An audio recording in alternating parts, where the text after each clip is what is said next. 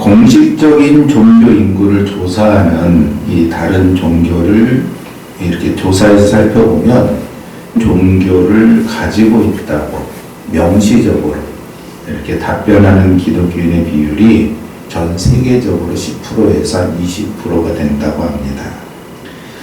기독교는 교리상 하나님 한 분만을 섬기기 때문에 다른 공식 통계, 다른 종교를 섬기느냐라는 이 복수 질문 자체가 사실은 허용되지 않아요.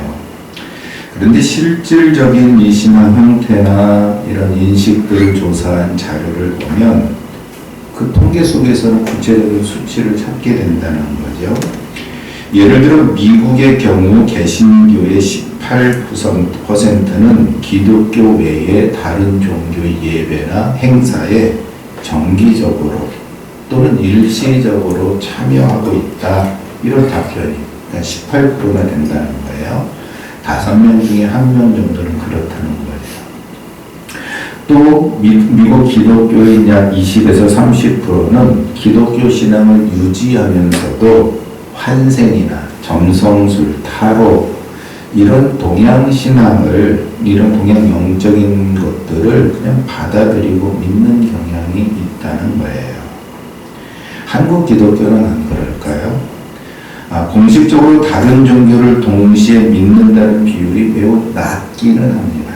낮아요. 근데 교리적으로, 문화적으로 다른 신앙을 수용하고 있는 비율이 점점 높아지고 있다는 거지요. 조사에 따르면 한국 국민의 절반 이상이, 대략 55%가 무속을 그냥 개인적인 위로의 수단 정도로 받아들이고 있다는 거예요. 그러니까 무속을 받아들이는 사람들이 대한민국 국민의 절반이 넘는다는 거죠. 그런데 놀랍게도 기독교인들 중에 30%가 이 의견에 동의한다는 거예요. 기독교를 가지고 있으면서 예수님을 믿으면서도 그냥 사주 보고 타로 보고 이런 것들을 그냥 하나의 어떤 행사, 그냥 문화 정도로 여긴다는 거죠. 이것은 목회 데이터 연구소라는 곳에서 조사한 자료에 나온 그 숫자를 제가 인용한 겁니다. 근데 왜 이런 통계가 나올까요? 기독교는, 신앙인은 하나님 한 분만 믿습니다. 우리가 믿는 하나님은 세상의 어떤 독단적인 유일신이 아니라 사랑으로 연합된 삼위일체 하나님을 믿습니다. 그런데 정직을 찾는 기독교인 상당수가 있다는 거죠. 이게 현실이라는 거예요. 이러한 이유는 바로 미래에 대한 불안감이 있어서 그래요. 미래를 모르는 거죠. 그런데 사람들은 교회가 이 불확실한 미래에 대해서 구체적으로 답변해주지 않는다. 이렇게 느끼는 거지요. 여러분 다음 주에 여러분 삶에 무슨 일이 있을 거예요? 교회에서 이런 예언의 말씀 잘 안 하잖아요. 있다고 하면 오히려 고난이 있을 텐데 잘 참아봅시다. 이런 이야기를 우리가 설교 쓸 때 많이 들었을 거예요. 당장 내일 어디로 가야 할지, 학교는 어디를 선택해서 준비해야 될지, 직장을 가려고 하는데 어떤 직장, 이 직장을 갈까요? 저 직장을 갈까요? 사업을 하는데 사업의 방향은 어떤 걸 할까요? 이런 거에 대한 고민이 있어요. 몸이 아픈데 하나님 그 언제 치료해 주실 거예요? 이런 기도 우리 하잖아요. 알고 싶지만 알 수 없는 미래, 기독교는 이런 미래에 대해서 확실한 답을 주지 않는다는 거지요. 하지만 미신이나 무속은 당장 미래에 어떤 일이 일어날지 그 답을 시원하고 구체적으로 제시해 줍니다. 아니 그런 것처럼 보여요. 최근 점집이나 이 타로라는 것들이 영화 속에 보면 어떤 음침한 데에서 두 권 뒤집어 쓴 아줌마가 이렇게 그런 모습이었는데 요즘 우리나라에 안 그렇죠. 그냥 뻔한 대낮에 1층에 그냥 카페처럼 차려놓고 그렇게 하고 있어요. 뭐 카페나 심리상담소처럼 그냥 찾아가는 게 쉽게, 어렵지 않게, 어둡지 않게, 밝은 분위기 이렇게 운영되고 있다는 거지요. 이 때문에 청년 기독교인 사이에서 사주나 타로를 그냥 통계적인 학문이다 이렇게 여기는 거예요. 일종의 어떤 성격 테스트 정도로 타협하면서 가볍게 접하는, 그렇게 받아들이는 그런 인식이 있다는 거죠. 그래서 이런 현상을 기독교에서는 신앙의 무속화다, 이런 말로 표현하고 있습니다. 그러니까 기독교 신앙을 가진 사람이 무속적인 가치관을 어느 정도 인정하고 은연중에 받아들이고 있다는 것을 말해요. 근데 성경은 이것에 대해서 분명하게 경고하고 있습니다. 여러분 신명기 18장을 한번 찾아보세요. 신명기 18장 9절에서 14절입니다. 신명기 18장 9절에서 14절.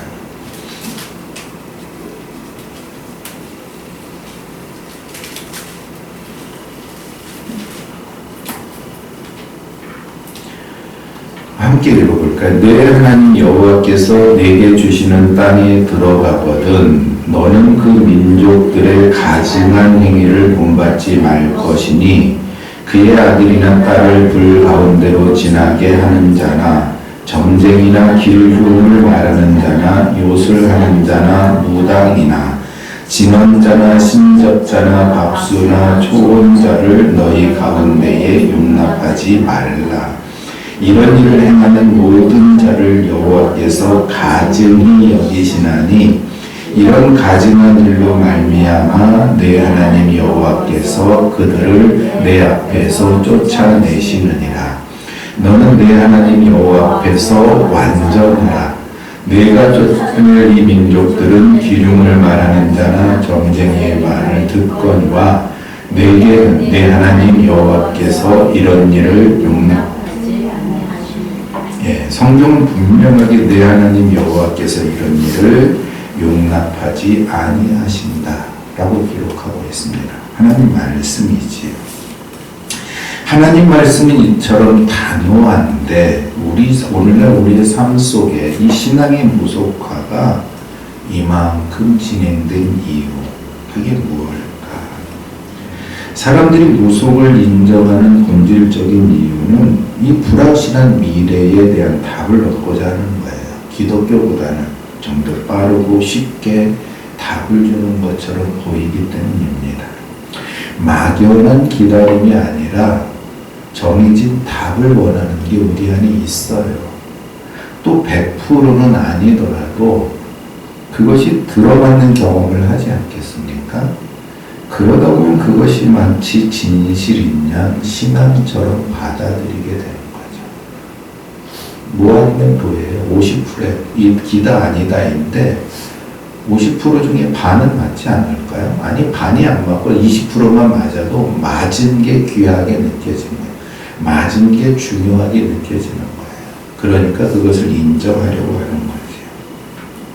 여러분 오늘 교회 오실 때 혹시 우산 들고 오셨나요? 왜 안 들고 오셨죠? 일기예보에 비 온다는 얘기가 없어요. 만약에 비 온다는 얘기가 들리면 100% 안 맞고 틀리기는 해도 우산을 들고 올 거예요. 그래도 이 일기예보라면 그래도 과학적으로 어느 정도 신뢰할 수 있잖아요. 이게 신뢰하는 거예요. 조금 후에 미래에 있을 일을 이야기하는데 신뢰하니까 우산을 들고 오지 않고.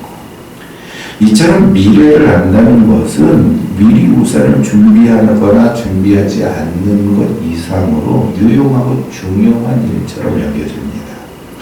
여러분 만약에 당장 내일 나에게 죽을 만한 위기가 찾아온다는 것을 미리 알게 된다면 어떻게 하시겠습니까? 운전하다가 잠시 후 큰 교통사고가 날 것을 알게 되었어요. 뭐 어떻게 알게 되었든지 꿈으로든지 뭐 말씀으로라든지 계시로라든지 알게 돼서 조금 있으면 내가 가는 길에 사고가 날 거야. 혹은 내가 지나치려는 구리 터널이 무너져서 큰 일이 벌어질 거야. 알게 되었다면 어떻게 하시겠어요? 피해가겠죠. 혹은 조금 더 미리 알았다면 아예 출발하지 않고 집에 가만히 안전하게 있을 거예요. 왜냐하면 미래에 다가올 불행을 뻔히 알면서 그 자리로 제발로 찾아가는 사람은 있을까요? 없을까요? 없어요. 그런데 오늘 본문 속의 예수님은 달라요. 이 얘기를 하려고 지금 필요 없는 이야기를 오랫동안 얘기했어요. 주님은 이 밤에 자신에게 어떤 일이 일어날지, 어떤 고난과 배신이 기다리고 있을지 이미 알고 계십니다. 그 시간 그 자리를 피하지 않으시고 오히려 그곳을 향해 걸어가십니다. 요한복음 18장 1절을 한번 보십시오. 예수께서 이 말씀을 하시고 제자들과 함께 기드론 시내 건너편으로 나아가시니 그곳에 동산이 있는데 제자들과 함께 들어가시니라. 우리가 가진 이 성경 위의 구절을 보면, 이 구절 위에 보면은 제목이 있지요. 그리고 제목 옆에 마태, 마가, 누가복음, 평행 본문이 있어요. 이 평행 본문이라는 같은 사건이 다른 책에도 기록되어 있는 것을 말한다고 말씀드렸었죠. 이 말씀이 마태복음 26장, 마가복음 14장, 누가복음 22장, 그러니까 공간복음에 다 공통으로 다루고 있는 예수님께서 잡히시는 사건입니다. 오늘 18장에 있는 여러 가지 제목들이 있는데 그 내용들이 다 다른 복음서에도 있는 공통된 말씀들이 중요한 거죠. 예수님께서 잡히시고 고난당하시고 대제사장들과 빌라도 앞에서 재판을 받으신 끝에 결국 십자가에 못 박혀 죽으시는 그 거대한 구속사의 성막이 지금 열리고 있어요. 바로 오늘 함께 읽은 1절부터 11절까지의 사건입니다. 18장 1절을 다시 보십시오. 예수께서 이 말씀을 하시고 제자들과 함께 기드론 시내 건너편으로 나아가시니 그곳에 동산이 있는데 제자들과 함께 들어가시니라. 여기서 우리는 1절에서 이 말씀을 하시고 라는 표현에 주목해 봐야 돼요. 이 말씀, 무슨 말씀인가? 가깝게는 앞에 17장 예수님의 대제사장적 기도입니다. 또 조금 더 멀게는 제자들과 마지막 만찬을 나누시며 베푸신 그 고별 설교 전체를 가리켜요. 17장에서는 예수님께서 자신의 영광을 구하지요. 그 영광이 곧 아버지의 영광이 되기 때문입니다.